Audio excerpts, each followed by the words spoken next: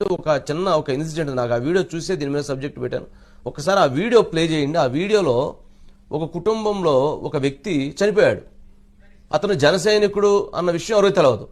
కానీ ఇన్సూరెన్స్ డబ్బులు 5 లక్షల రూపాయలు ఇస్తే మనోహర్ గారు వాళ్ళ ఇంటికి వెళ్ళి చెక్ ఇచ్చేంత వరకు కూడా ఆయన ఇన్సూరెన్స్ చేశాడని, వాళ్ళ కుటుంబానికి 5 లక్షలు వస్తున్నాయని వాళ్ళు పూరుగుడిసా ఒక రోజు పనిచేస్తే గడవనటువంటి కుటుంబానికి 5 లక్షలు అందించారు. ఒకసారి ఆ వీడియో ప్లే చేయండి.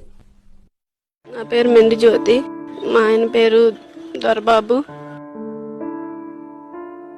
పవన్ కళ్యాణ్ గారు ఎంత సహాయం చేస్తారని మేము ఊహించలేదండి. ఎక్కడెక్కడో వింటున్నాం ఆయన చేసే సహాయాలు, ఆయన చేసే కృషి, మంచి పనులు వింటానే ఉన్నాం, చూస్తూనే ఉన్నాం.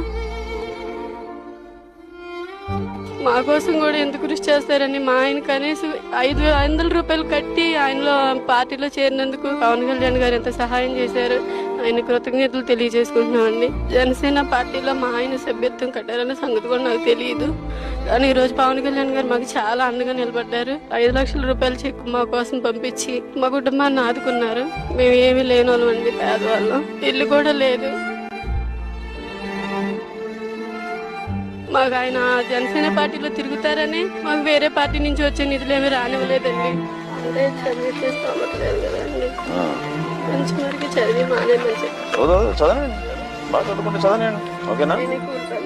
లేదు తల్లి, నేను చూసుకుంటాం, డోంట్ వరీ. సరేనా, మన వాళ్ళు హెల్ప్ చేస్తారులేండి, పర్లేదు. చదువుకోమ్మా, నువ్వు చదువుకో, బాగా చదువుకో. వీళ్ళకి ఏమీ అవకాశం లేదు సార్. ఇప్పుడు పవన్ కళ్యాణ్ గారు ఇచ్చిన 5 లక్షలు అనేది వాళ్ళకి ఎంతో మేలు చేసినట్టు. అంతకు తప్పనిసరి వాళ్ళ దగ్గర వేరే అవకాశమే లేదు సార్. మాకు ఇల్లు సహాయం చేస్తానన్నారు, మా పిల్లలకి చదువు సహాయం చేస్తానన్నారు, మాకు అండగా నిలబడతానని చెప్పారండి. మేము కూడా ఉన్నంత కాలం ఈ సహాయాన్ని మర్చిపోకుండా పవన్ కళ్యాణ్ గారి పార్టీ తరఫున మా వంతు కృషి మేము చేస్తామని మేము కూడా మాటిస్తున్నామండి.